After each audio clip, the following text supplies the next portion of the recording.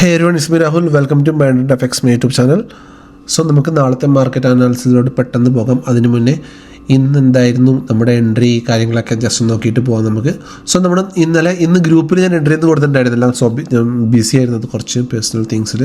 But ഇന്നലെ നമ്മൾ share ചെയ്തിട്ടുണ്ടായിരുന്നു നമ്മുടെ ടാറ്റ കൺസ്യൂമർ. ഇത് നമ്മൾ ഷെയർ ചെയ്തിട്ടുണ്ടായിരുന്നു, പറഞ്ഞിട്ടുണ്ടായിരുന്നു ഇവിടുന്ന് ബ്രേക്ക് ചെയ്ത് കഴിഞ്ഞാൽ we can expect A move. So ഇന്നൊരു 8% മൂവ് വൺ ഡേയിൽ തന്നെ 8% ഒരു സൂപ്പർ മൂവ്മെൻറ്റ് ഇന്ന് ടാറ്റ കൺസ്യൂമർ ചെയ്തിട്ടുണ്ടായിരുന്നു. സോ ഇതിലെങ്ങനെ എൻട്രി എടുക്കണ്ടേ എന്ന് ലോജിക്ക് ചോദിച്ചു കഴിഞ്ഞാൽ സിമ്പിൾ ലോജിക്. നമുക്കറിയാം ഇന്നത്തെ ലോ എന്ന് പറയുന്നത് ഇതാണ് നമ്മുടെ ലോ. കാരണം ഇന്ന് മാർക്കറ്റ് ഒരു ഗ്യാപ്പ് അപ്പിലായിരുന്നു. സോ ഗ്യാപ്പിൻ്റെ താഴെയുള്ള ലോ എടുക്കാം, അല്ലെങ്കിൽ നിങ്ങൾക്ക് ഈ ലോയും എടുക്കാം അല്ലേ.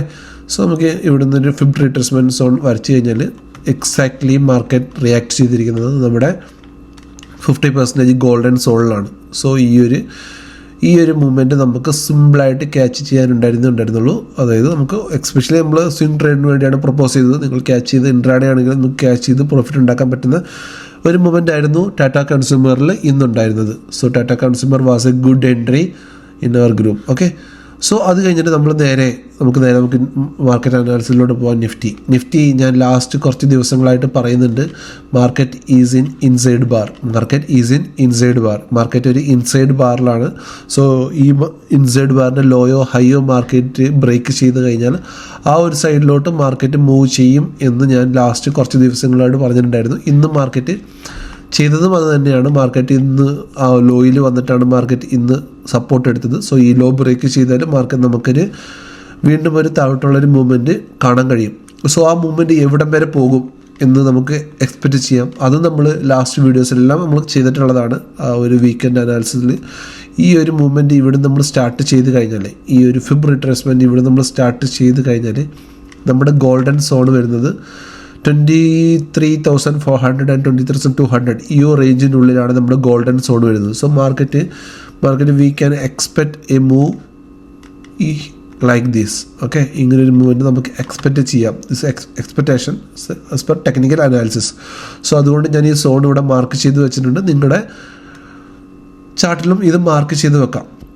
ഈ ഒരു സോൺ ഇങ്ങനെ ഒരു മൂവ്മെൻറ്റ് മാർക്കറ്റ് ചെയ്യാനുള്ള സാധ്യത ഉള്ളതുകൊണ്ട് നമുക്കിത് മാർക്ക് ചെയ്ത് വെക്കാം, നമുക്ക് ട്രേഡ് ചെയ്യാം അതിനനുസരിച്ചുള്ള.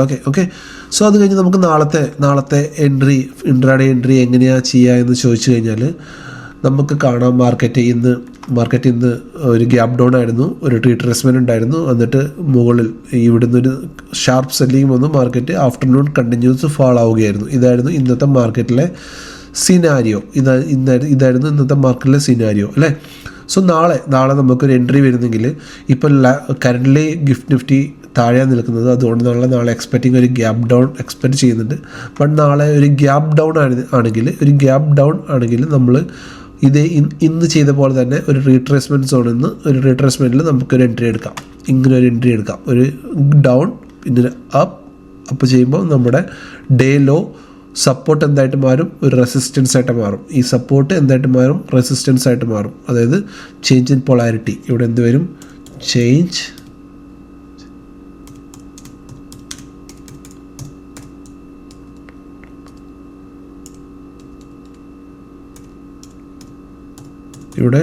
ചേഞ്ച് ഇൻ പൊളാരിറ്റി വരും. ഓക്കെ, ഇവിടെ ഒരു ചേഞ്ച് ഇൻ പൊളാരിറ്റി വരികയാണെങ്കിൽ, ചേഞ്ച് ഇൻ പൊളാരിറ്റി എന്ന് പറഞ്ഞാൽ സപ്പോർട്ട് റെസിസ്റ്റൻസ് ആയിട്ട് മാറുന്ന സിനാരിയോ, അതാണ് ചേഞ്ച് ഇൻ പൊളാരിറ്റി. ഇവിടെ ഒരു ചേഞ്ച് ഇൻ പൊളാരിറ്റി വരികയാണെങ്കിൽ നമുക്ക് ഇവിടുന്ന് വീണ്ടും ട്രേഡ് ചെയ്യാം. എവിടം വരെ, ഈ low first target 23,759, second target 23,685, third 23,553.